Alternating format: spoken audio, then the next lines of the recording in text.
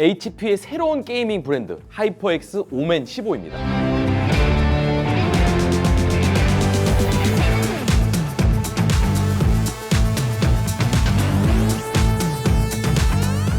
성능, 디자인, 향상된 쿨링 등 게이밍 노트북의 기능들이 더 강력해져서 돌아왔습니다. 완전 신상, 뜨끈뜨끈한 그 제품이 제 손에 들어왔습니다. 뜨거.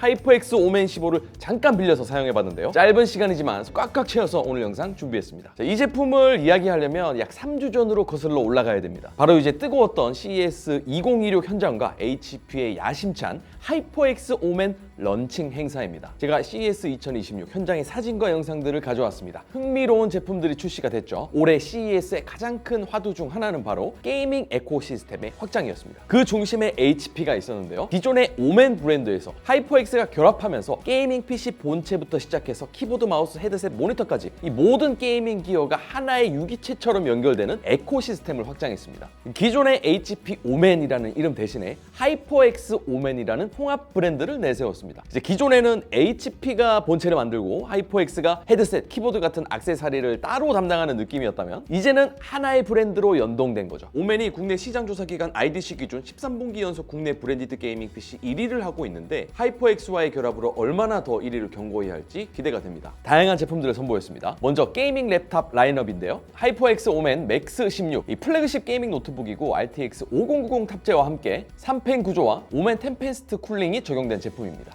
그리고 하이퍼X 오멘 15, 오멘 16 제품입니다. 기존 빅터스 라인업을 흡수한 가성비와 휴대성을 강조한 모델이고 고성능인데 컴팩트한 디자인까지 보여주는 겁니다. 오멘 맥스 45L은 CES 2026 하드웨어 부품 부문에서 혁신상을 수상하기도 했습니다. 이제 하이퍼X 게이밍 생태계의 핵심 데스크탑으로 소개가 됐어요. 또 올레드 모니터 라인업도 있는데요. 하이퍼X 오멘 올레드 34인치 울트라 와이드 모니터로 360Hz 화면 주사율과 0.3ms 응답 속도, 그리고 가독성이 개선된 모니터입니다. 그리고 올레드 27Q, 27QS 모델도 있습니다. 또 레버가 없는 엑스박스용 컨트롤러 클러치 타치도 전시가 되어 있습니다. 이제 현장에서는 제품에 맞게 컨셉에 맞춰서 룸을 나눠 제품을 시연할 수 있게 되어 있었고요. 게임 방송을 하는 사람들을 위한 방도 꾸며놨습니다. 이 밖에 이제 게이밍 관련 기어들을 선보였죠. 자, 그리고 하이퍼X에서 새롭게 출시한 전용 소프트웨어 엔제뉴이티도 활용할 수 있는데 마우스, 키보드, 헤드셋 등 이런 걸 쉽게 설정할 수 있는 프로그램입니다.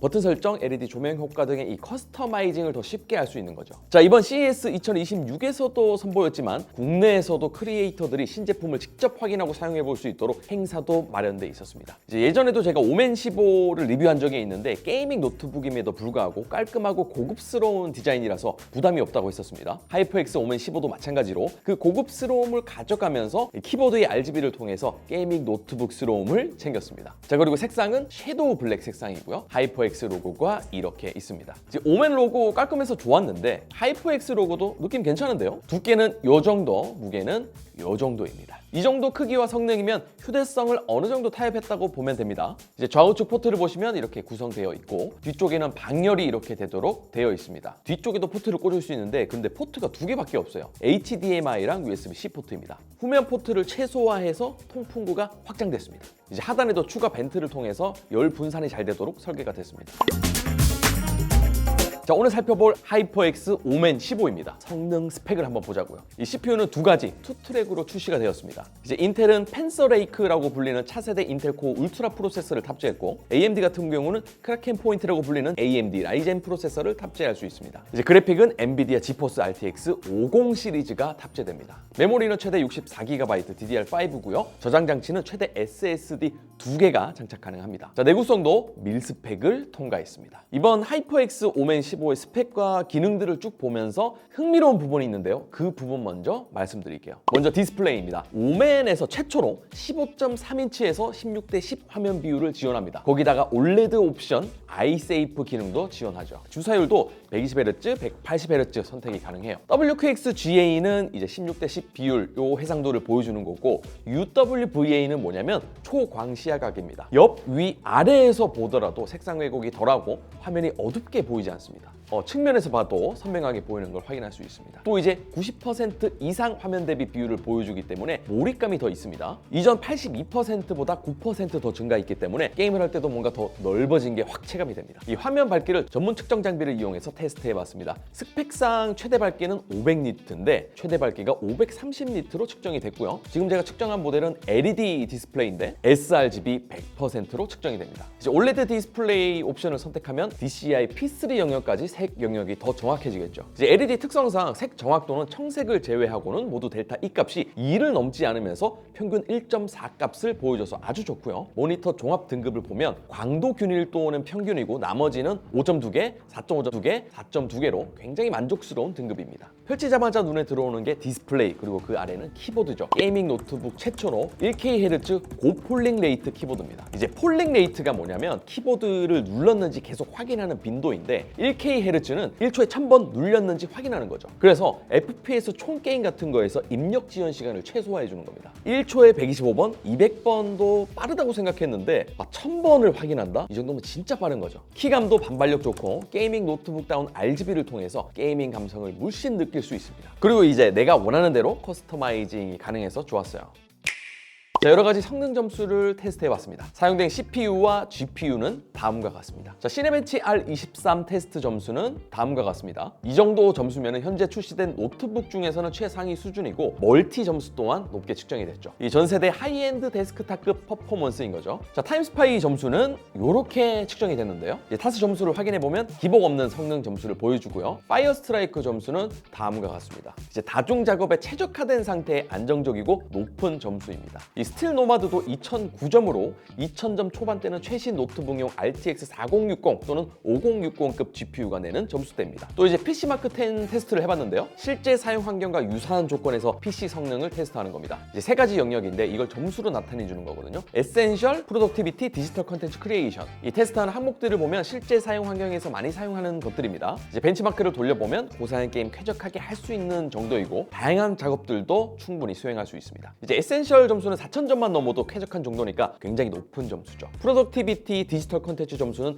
1만 점을 넘습니다. 일반적인 비즈니스 노트북이 6000에서 8000점 정도를 보여주는 거니까 이 정도면 뭐 사진 편집, 영상 렌더링, 3D 그래픽 작업들도 충분히 써도 손색 없는 점수입니다. 특히 편집에서는 4K 영상을 여러 겹 올려서 편집을 했을 때 타임라인을 넘겨보면 버벅임없이 편집을 쾌적한 환경으로 할 수 있습니다. 그리고 블렌더를 사용해봤는데 이것도 원활하게 작업이 됐습니다. 작업 성능 만족도 굉장히 좋습니다. 캐주얼한 게임부터 이 테스트를 좀 해봤습니다. 리그 오브 레전드 롤은 네이티브 해상도에서 테스트를 했을 때 90에서 100프레임 존으로 쾌적하게 유지가 됐습니다. WUXGA 해상도로는 110에서 120프레임 유지가 됩니다. 오버워치도 최상 옵션으로 10명이 한타 맞붙을 때 보면은 네이티브로 했을 때 80에서 90프레임을 유지하고 해상도를 조금 낮추면 130에서 140프레임을 유지합니다. 이제 국민 옵션으로 했을 때는 네이티브에서도 140, 150프레임으로 잘 뽑혀줍니다. 이 발로란트는 높은 설정으로 했을 때 네이티브 200프레임 존으로 아주 쾌적하게 플레이가 가능했습니다. 배틀그라운드는 울트라 옵션에서 네이티브 해상도로 65에서 70프레임 플레이가 가능했고 높음 설정으로 하니까 95에서 100프레임까지 나와줍니다. 국민 옵션으로 바꾸고 테스트를 해보니까 네이티브 옵션에서도 100프레임 존으로 굉장히 쾌적하게 즐길 수 있습니다. 이제 사이버펑크 2077에서도 네이티브 해상도에서 울트라로 설정하면 65프레임을 보여주고 높음은 80프레임, 중간으로 하면 100프레임 정도로 측정이 됩니다. 60프레임 이상으로 방어가 돼서 충분히 즐길 수 있었고요. 자, 근데 여기서 DLSS 프레임 생성을 4배로 해봤거든요. 이 엔비디아의 최신 그래픽 기술입니다. 그렇게 했더니 같은 설정인데도 네이티브에서 131프레임으로 껑충 뛰었습니다. 대박이죠. 자, 이제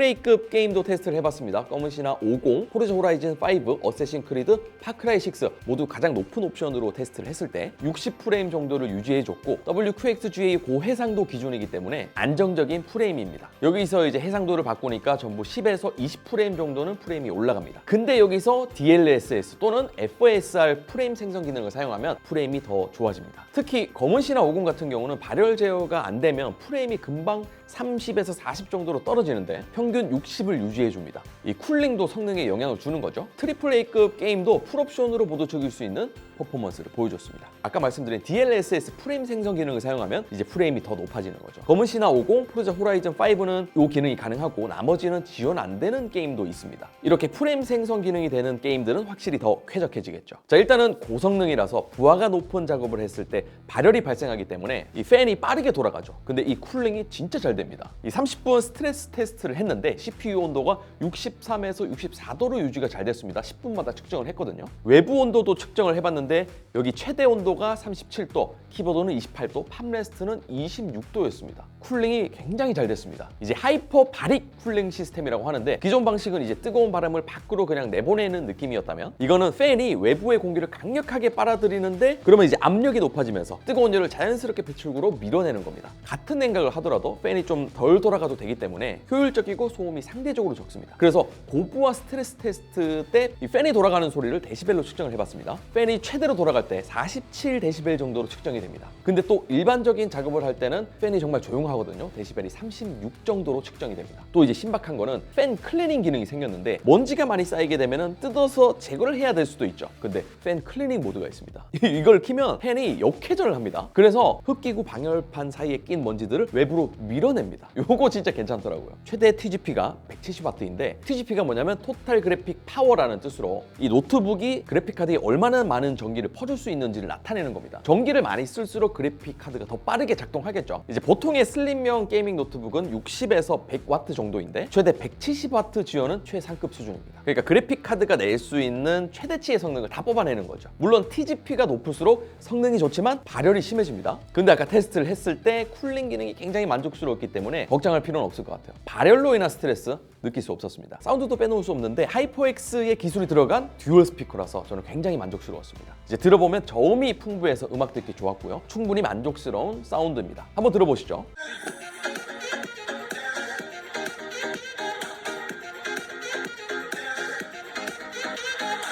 배터리는 70Wc 배터리를 탑재했습니다. 유튜브 연속 재생 테스트를 해봤는데 화면 밝기 소리 크기 50%로 테스트했습니다. 6시간 반 정도 사용할 수 있었습니다. 이 정도면 일반적인 비즈니스 노트북 경량화 모델들의 평균적인 수치라고 생각하시면 됩니다. WQXGA 해상도가 FHD보다 전력 소모가 20-30% 더 많다고 생각하면 6시간 반 재생은 준수한 편입니다. 자, 오멘 게이밍 허브로 들어가면 위젯을 띄워서 고정할 수 있거든요. 그러면 실시간으로 확인도 가능하죠. 자, 오멘 AI입니다. 이게 이제 클릭 한 번만 하면 게임 내에서 설정을 안 해도 오멘 AI 최적화를 통해서 사용자가 원하는 맞춤형 설정 사항으로 게임을 시작할 수 있습니다. 요거 간편하고 좋습니다. 자, 그리고 코파일럿 AI가 있습니다. 여기 스페이스 우측 쪽에 보시면은 마이크로소프트 코파일럿 AI 키가 있습니다. 요즘 AI 관련된 작업들을 많이 하시죠. 시간이 오래 걸리는 작업, 또 비서처럼 많이 사용들 하고 검색, 이미지 생성 등의 다양한 AI 작업들도 할 수 있습니다. 자, 그렇다면 누구에게 추천하느냐? 게임도 하고 작업도 원하는 사람, 영상 편집, 고사양 편집, 다양한 생산성에 필요한 작업을 하면서 게임을 즐기시는 분들에게 완벽합니다. 자, 두 번째는 화질과 AAA급 게임을 원하시는 분들. FHD급 노트북은 아무리 성능이 좋아도 화면에서 만족도가 떨어질 수 있거든요. 근데 WQXGA 해상도에서 최신 대작 게임을 쾌적한 프레임으로 즐길 수 있는 사람에게 추천합니다. 엔비디아 DLSS 프레임 생성까지 하면은 더 쾌적하겠죠. 자, 세 번째는 디자인과 성능을 다 잡고 싶은 유저 또는 학생들에게 추천합니다. 요란하게 생긴 게이밍 노트북은 부담스럽다 하시면은 깔끔한 하이퍼엑스 오멘 15 노트북이 튀지 않아서 마음에 들 것 같고요. 디자인, 영상, 사진 편집, 공학 설계 등의 이 고사양이 필요한 학과 학생들에게도 추천합니다. 자, 오늘 이렇게 해서 2026년 하이퍼엑스 오멘 15 게이밍 노트북을 한번 사용해봤습니다. HP에서 야심차게 준비한 만큼 성능, 디자인, 발열 관리 등의 기능들이 기대 이상으로 아주 탄탄하게 잡혀있다는 느낌을 받았습니다. 무엇보다 게이밍 노트북임에도 불구하고 고해상도로 즐기는 AAA급 게임을 풀옵션으로 즐길 수 있는 게 좋더라고요. 강력한 성능, 깔끔한 디자인, 두 마리 토끼를 모두 잡고 싶은 분들에게는 정말 매력적인 노트북이 아닐까 싶습니다. 특히 이제 하이퍼엑스의 게이밍 감성과 오멘의 하이엔드 기술이 만나서 앞으로 게이머들에게 얼마나 더 완벽한 생태계를 보여줄지 정말 기대가 많이 됩니다. 오늘도 영상 시청 정말 감사드리고요. 저는 또 다음 비디오로 찾아뵙겠습니다. 또 만나요. 안녕.